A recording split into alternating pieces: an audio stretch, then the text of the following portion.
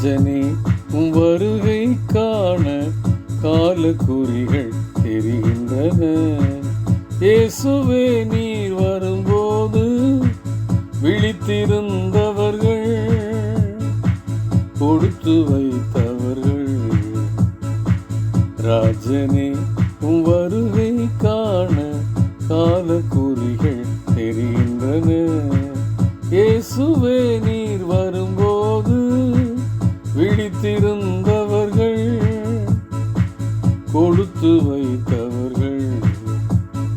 வாரும் இயேசு வாரும், வாரும் விரைந்து வாரும், வாரும் இயேசு வாரும், வாரும் விரைந்து வாரும்.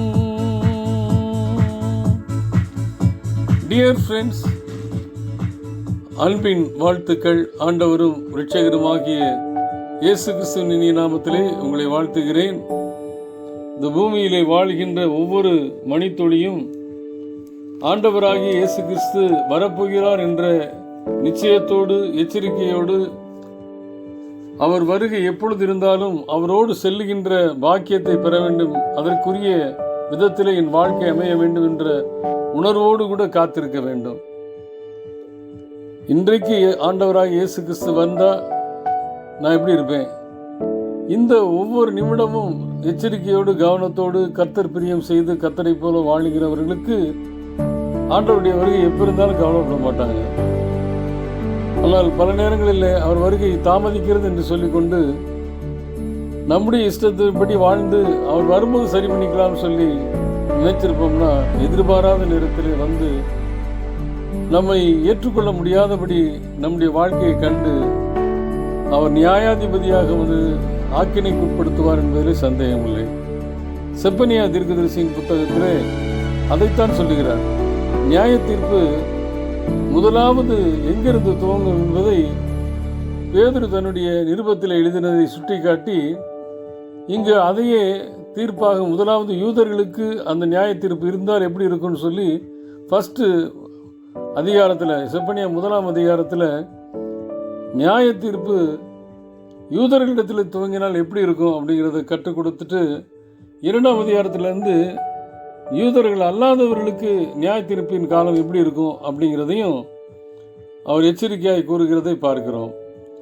1 பேதுரு 4ஆம் அதிகாரம் 17ஆம் வசனத்தில் சொல்லப்பட்டிருக்கிறது, நியாய தீர்ப்பு தேவனுடைய வீட்டில் துவங்கும் காலமாய் உள்ளது.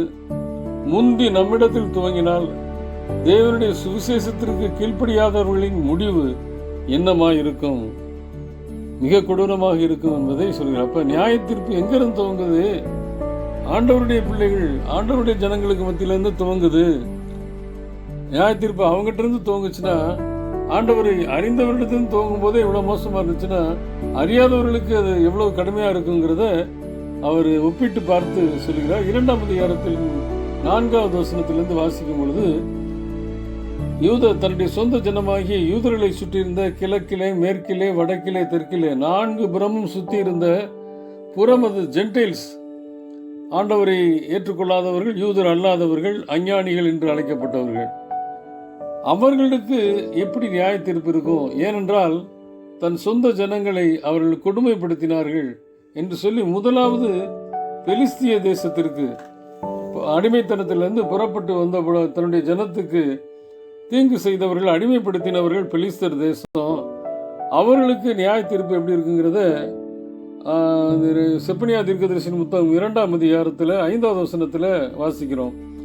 சமுத்திரக்கரை குடிகளாகிய கிரேத்தியருக்கு ஐயோ, பெலிஸ்தரின் தேசமாகிய கானானே, கர்த்தருடைய வார்த்தை உனக்கு விரோதமாய் இருக்கிறது, இனி உன்னில் குடியில்லாதபடிக்கு உன்னை அழிப்பேன் என்று சொல்லி, சமுத்திரக்கரை தேசம் மேய்ப்பர்கள் தங்கும் குடில்களும் ஆட்டு தொழுவங்களாம் ஆகும். அந்த தேசம் யூதா வம்சத்தாரில் மீதியானவர்களின் வசமாகும். அவர்கள் அவ்விடங்களில் மந்தை மேய்ப்பார்கள். அஸ்கோலனின் வீடுகளிலே சாயங்காலத்திலே படுத்துக் கொள்வார்கள். அவருடைய தேவனாகிய கர்த்தர் அவர்களை விசாரித்து அவர்கள் சிறையிருப்பை திருப்புவார்.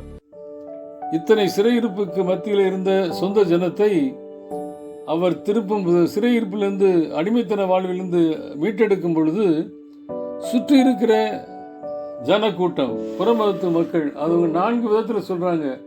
அதாவது அசிரியர் வடக்கு பக்கத்துலேயும், காசா தெற்கு பகுதியிலையும், மோவாபும் அம்மோனியரும் கிழக்கு பகுதியிலையும், பெலிஸ்தியர் மேற்கு பகுதியிலும் 4 புறமும் சுற்றி நெருக்கடியை கொடுத்தவர்களை நான் முதலாவது நியாயம் தீர்ப்பேன் என்று சொல்கிறார்.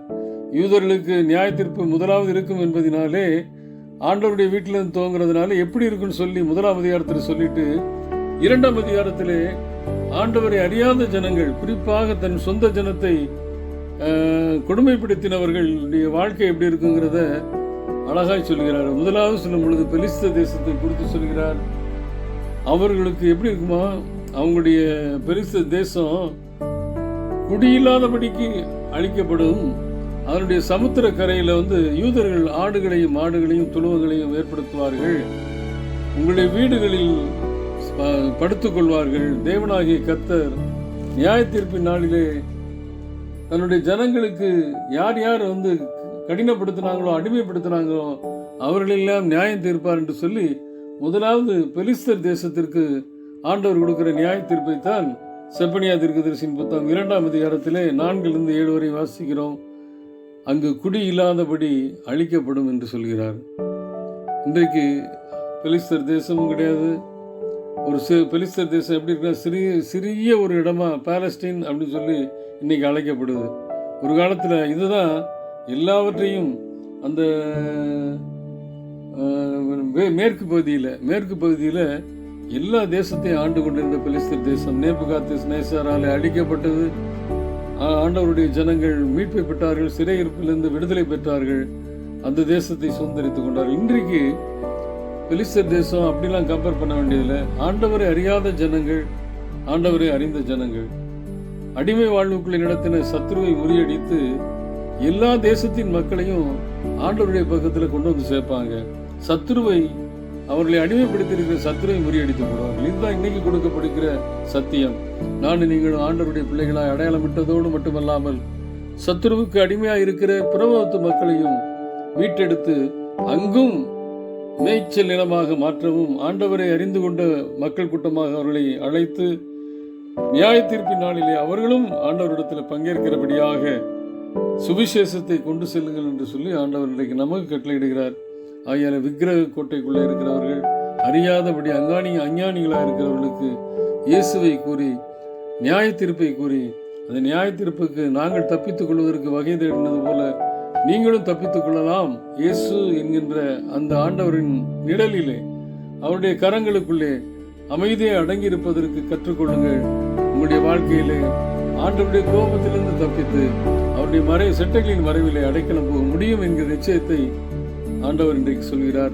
தன்னுடைய ஜனம் மட்டுமல்ல, அறியாத ஜனங்களும் என்னாலே படைக்கப்பட்டவர்கள், அவர்களும் இந்த அழிவில்லாத வீட்டுக்குள்ளே வருவதற்கு பெற்றுக்கொண்ட நாம் அவர்களுக்கு அறிவிக்க வேண்டும் என்பதை கற்றுக் கொடுக்கிறார். தொடர்ந்து என்னுடைய ஒரு பெரிய கடமை என்னவென்றால், நான் பெற்றுக்கொண்ட விடுதலை மற்றவர்களுக்கு சொல்ல வேண்டும், அறிக்கை செய்ய வேண்டும், அவர்கள் எப்படியாவது தம் மந்தையிலே சேர்க்க வேண்டும் என்பதில் ஆண்டவர் அக்கறையுள்ளவராக இருக்கிறார். அதற்கு நம்மை பயன்படுத்த விரும்புகிறார். நாம் அவருடைய சத்தத்துக்கு கீழ்ப்படிந்து பணிவோம், பயன்படுவோம், அநேகரை ஆண்டவருக்குள்ளே கொண்டு சேர்ப்போம். ஆமேன்.